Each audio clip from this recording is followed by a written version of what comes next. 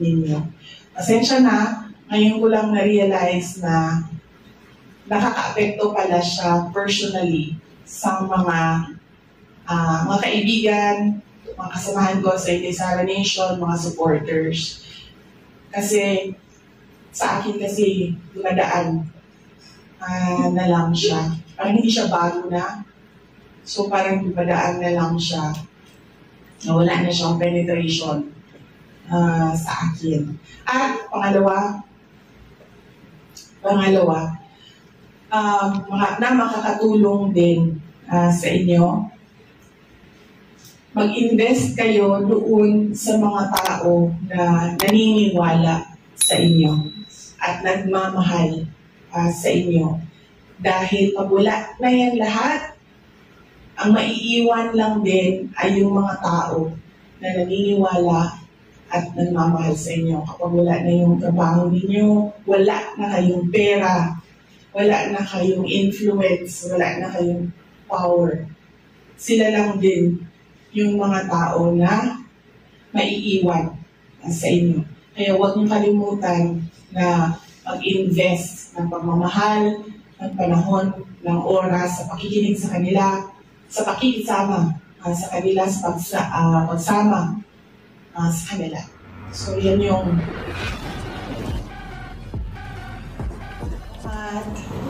mga kasamahan ko sa Inday Sara Nation. Assalamualaikum. Madayaw, maayong adlaw, kaninyong tanan. Magandang araw sa inyong lahat. Mahalin natin ang Pilipinas. Unang kong narinig yan sa nung kampanya sa Quezon City Circle. Maraming unang mga pasalamat ko muna. Una, ang aking pagpapasalamat sa inyong oras. Ngayong araw na ito, alam ko marami sa inyo nagbiyahe pa malayo, marami sa inyo merong mga kailangan gawin, mga busy din sa kanya-kanyang buhay, pero binigay ninyo yung oras ninyo ngayong araw na ito para mag-celebrate ng 2nd year anniversary ng Inday Sara Foundation.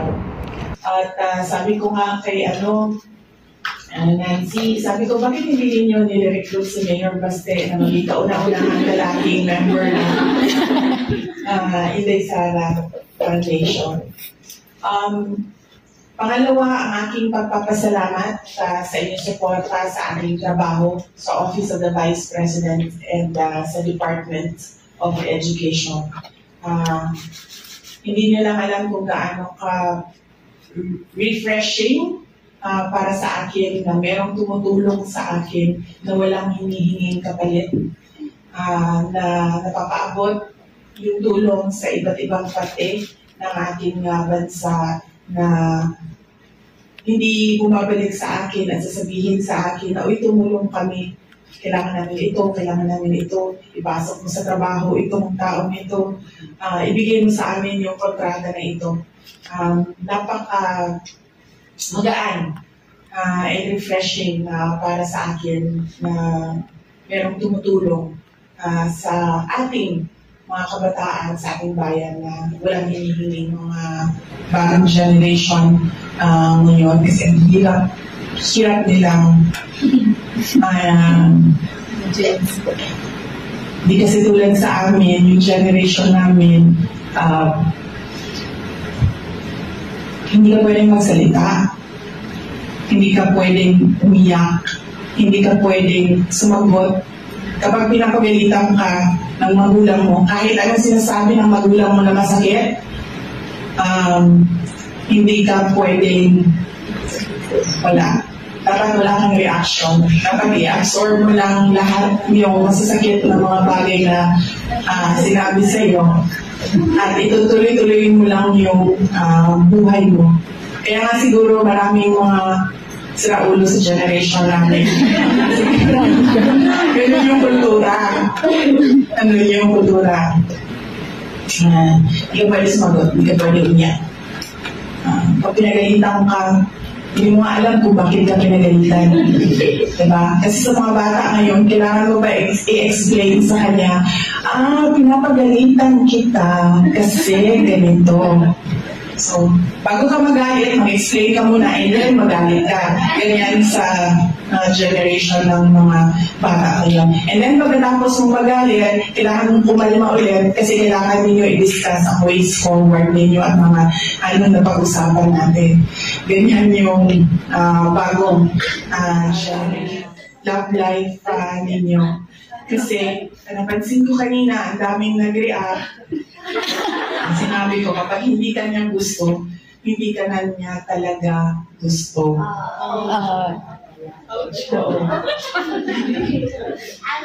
Ganun talaga ang buhay. Merong mga pagkakataon na gusto mo yung tao, tapos hindi ka niya gusto. Tapos merong pagkakataon na gusto ka niya, hindi mo naman siya gusto. Tapos merong pagkakataon na, okay, ito yung swerte na pagkakataon. Yung gusto mo siya, gusto ka rin niya. Bihira. Bihira ba yun, ma'am? Grabe ka, pagbigyan niya ako. Grabe, ma'am Nancy. Bihira ba yun? So ano ang frequent? Yung gusto mo pero hindi ka niya gusto. Sakit? Sabi ko nga. Alam niyo, meron akong kaibigan noon. Kaibigan ko pa rin siya hanggang ngayon. Meron akong kaibigan noon. Tapos,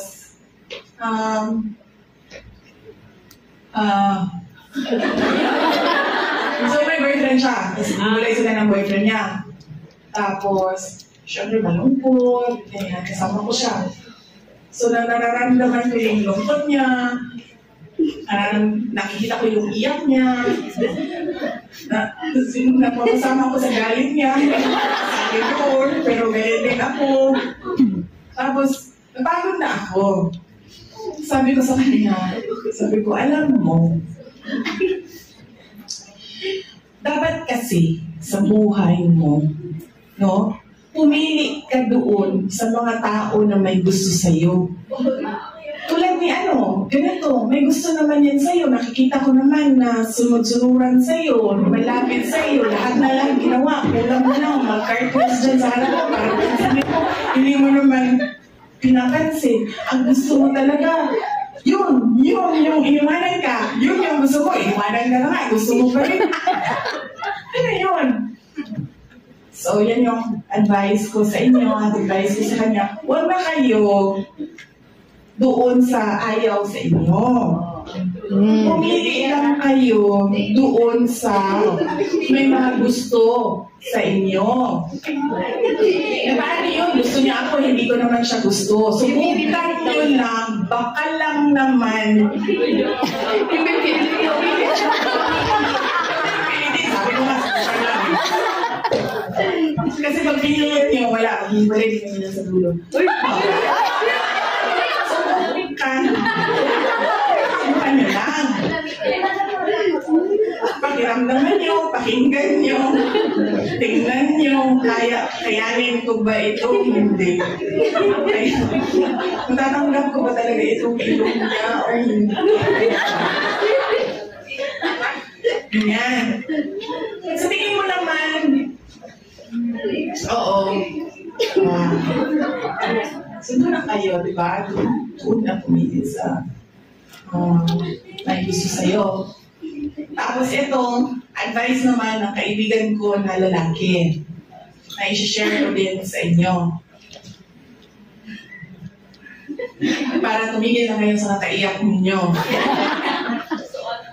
Sabi nung kaibigan ko ng lalaki, pag naghiwalay ang magkarelasyon ng babae at lalaki, sabi nila, kapag hindi nagsastruggle ang lalaki, hindi na yan babalik sa iyo. So, wag mo na yan antayin.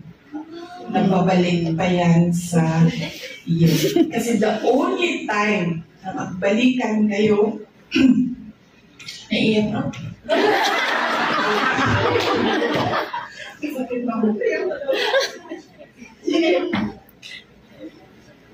Only time, sabi niya. Sa kanya ito, kasi kung ako yan, ate, yung kinuha niya. Ay? Paano daw ano sa'yo? Antayin lang. Wala na ang mga dinosaur. Magaling na ang mga dinosaur. Siguro totoo naman ito kasi lalaki naman siya, diba? So, tama yung perspective niya. Kasi nandoon siya sa gender na yun. Sabi niya, the only time na magbalikan kayo niya is kung nagsistruggle yung lalaki na hindi niya kaya na wala ka. Pero kapag hindi yan nagsistruggle, huwag mo lang antayin. Ang tanong, paano mo malaman kung nagsistruggle yung lalaki para ka magantay? Yan yung tanong, di ba? Nagsistruggle ba ito? Kasi aantayin ko ito na 100 years. Hindi ko alam. Hindi ko alam. Tatanungin ko yung aking kaibigan, paano mo nalalaman na nagsistruggle yung lalaki at tapos pabalikan ko kayo sa 3rd anniversary. Sabihin ko sa inyo, paano mo ma-measure Alam na. nagsistruggle yung lalaki para masabi mo sa sarili mo na mag-aantay ako. Okay? Okay. Yan yung mga love sharing.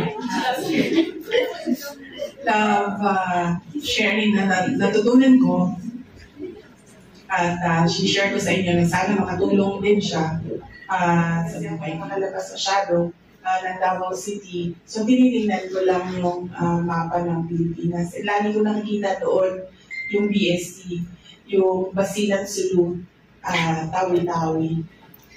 Dahil wala pa noon wala pang usapan ng presidency, wala pang lahat. Mayor lang ako noon.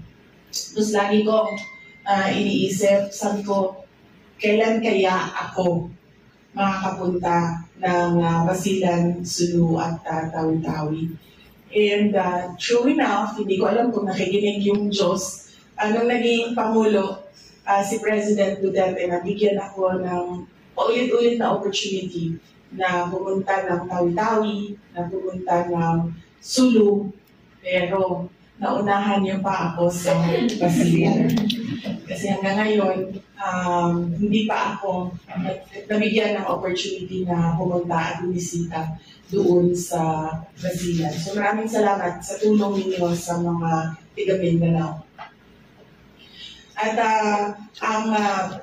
kanina, maraming salamat sa inyong mga tula, sa inyong mga kanta, sa inyong mga binibigay sa akin na mga mementos, mga remembrance. Hanggang ngayon, nandiyan pa rin yung mukha ko na ginawang cup holder. Nandiyan sa sasakyan. Kasi hindi ko siya magawa na lagyan ng cup. Kasi, Ito po yung iba. Yung iba na may para pa mai-display. Okay. Hindi ba cup holder yun? Kasi cup holder siya. Tinignan ko, sabi ko, bakit naging cup holder yung nandiyan siya. Tinignan ko lang siya lagi. But maraming salamat sa mga yung gawa ninyo ng mga flowers, yung gawa ninyo ng mga letters sa mga cards. Nilalagay ko kasi yan sa isang box. So maraming salamat sa mga pagpapakita ng pagmamahal ninyo sa akin. Kanina, ikinig ako sa tula. And meron akong realization na hindi ko naisip hanggang hindi ko narinig ang tula ni Divine. Kasi ako, 9 years old pa lang ako, mayor na yung tatay ko.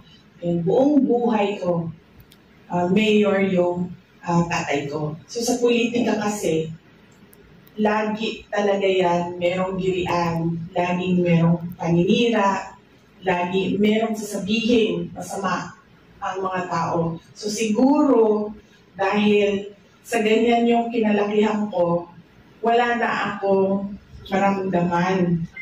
Kapag meron akong nakikita, meron akong naririnig, hindi na siya nagpe-penetrate sa akin. And na-realize ko na ganun din yung pinagdadaanan ninyo. Pero karamihan kasi sa inyo, hindi tulad ng childhood ko, hindi tulad ng kinalakihan ko, na ganyan yung naririnig ninyo halos araw-araw. Dahil sa trabaho ng tatay, dahil sa trabaho ng tatay ko, dahil sa trabaho ko. Kaya, napaisip ako kung ano yung, kasi naramdaman ko yung sakit, yung kay Divine. Kaya nilumapit ako sa kanya, sabi ko, pasensya na, inaapi ka nila. Kaya naisip ko, mag-share sa inyo kung paano ba na hindi kayo maapektuhan kapag meron kayong naririnig na masakit, masama, na sinungaling, hindi totoo, na ang gusto lang ay makasira ng araw ninyo, kasira ng buhay ninyo. At ang pinaka, siguro, na ma-share ko sa inyo ngayon, na pinaka, sa tingin ko, makakatulong sa inyo. Ganito. Kapag ang tao, nag-decide na siya na hindi kanya gusto. Hindi ito, mamaya na yung laban. Mamaya na muna yun. Nandito pa tayo sa trabaho. Kapag ang tao, nag-decide siya na hindi kanya gusto, nandun na yun sa isip niya na hindi ko gusto itong for whatever reason.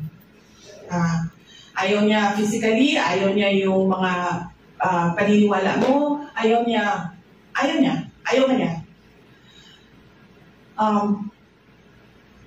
Hindi na ikaw dapat naaapektuhan kung anong sasabihin niya. Kasi wala na talaga yan siyang masabi na maganda para sa iyo.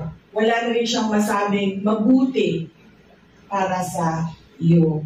Kaya kapag mayroong dumaan na gano'n sa inyo, sa buhay ninyo, isipin niyo na lang na hindi yan personal sa inyo, kundi yan yung sa kanya, personal sa kanya na ayaw kanya.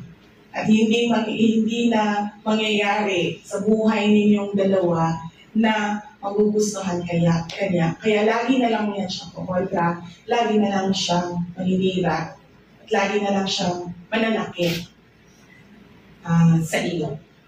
So yan yung pinaka, sa tingin ko, useful sa inyo kapag naririnig nyo na pinagsasabihan na kayo ng hindi maganda, pinagsasabihan na kayo ng masakit dahil meron kayong paniniwala at sinusunod nyo kung ano yung paniniwala ninyo.